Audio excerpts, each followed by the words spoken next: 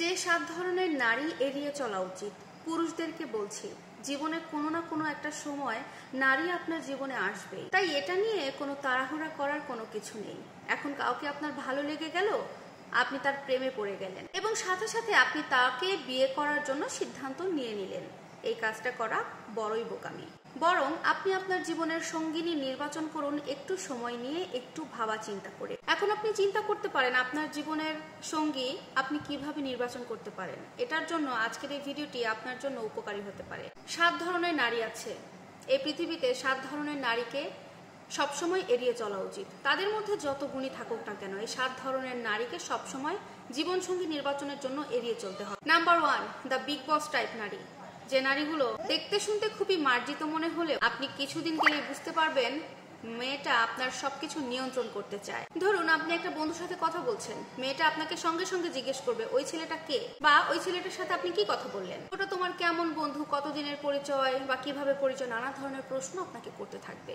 আপনি আপনার জীবনে কিভাবে এগিয়ে যাবেন, জীবনের লক্ষ্য ঠিক কি হওয়া উচিত আপনার জীবনে, সবকিছু মেয়েটা ঠিক করতে থাকবে এবং নিয়ন্ত্রণ করতে থাকবে। প্রাথমিক পরিচয়ের পরে মেয়েটির মধ্যে যদি এরকম কিছু দেখতে পান, তাহলে ভুলেও মেয়েটাকে জীবনসঙ্গী নির্বাচনের জন্য আগাবেন না। নাম্বার 2, সবকিছুতে অস্পষ্টতা। মেয়েটা কোনো সময় আপনাকে স্পষ্ট করে কোনো কিছু বলে না, সব সময় একটা ধোঁয়াশার মধ্যে বা অনুমান করে নিতে বলে। মেয়েটা আপনাকে ভালোবাসে কিনা সেটাও আপনি বুঝতে পারবেন না, সব সময় একটা ধোঁয়াশার মধ্যে রাখবে। এমন ধরনের মেয়ের সাথে যদি আপনি সম্পর্কে জড়িয়ে যান, তাহলে আপনি নিজের হাতে আপনার জীবনটাকে অনিরাপদের মধ্যে ডেকে ফেলবেন। নাম্বার 3, তুমি আমার মতো হবে। কিছু মেয়ে আছে এমনটা ঠিক করে দেয়, আপনি কি খাবেন, আপনি কি পরবেন, সবকিছু তার ইচ্ছা মতো হবে। সামান্য কোনো বিষয় যদি আপনার সাথে মেয়েটির মতামত মিল না হয়, তাহলে মেয়েটা এমন একটা আচরণ করবে যেন আপনি অনেক বড় অপরাধ করে ফেলেছেন। তাই বলবো, ভুল করেও এরকম ভুল সম্পন্ন মেয়েদের দিকে সম্পর্কে আগাবেন না।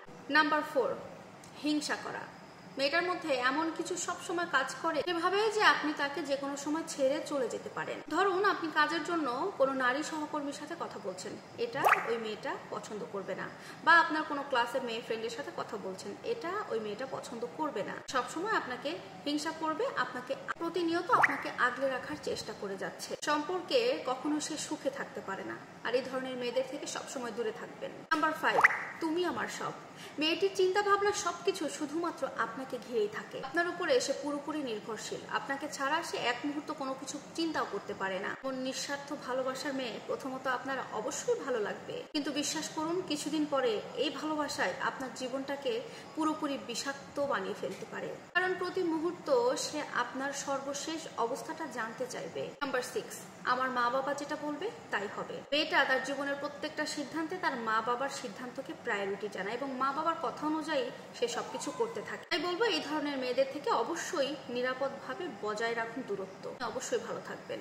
আর সর্বশেষ 7 নাম্বার, অন্যরা আমাদের থেকে সুখী। এই ধরনের মেয়েরা সব সময় অন্যদের সাথে নিজেদের জীবনকে তুলনা করতে থাকে, আর তুলনা করা কখনো ভালো কিছু বয়ে নিয়ে আসে না। তাই এই ধরনের মেয়েদের থেকেও নিজেদের দিকে অনেক দূরত্ব বজায় রাখবেন। প্রিয় দর্শক, এই ভিডিওটি কিন্তু কাউকে উদ্দেশ্য করে বানানো হয়নি, এই ভিডিওটা বানানো হয়েছে সবার উদ্দেশ্যে। সবার কাছে রিকোয়েস্ট থাকবে, কেউ কারোর ব্যক্তিগত জীবনে এই ভিডিওর কথাগুলো টেনে নেবেন না।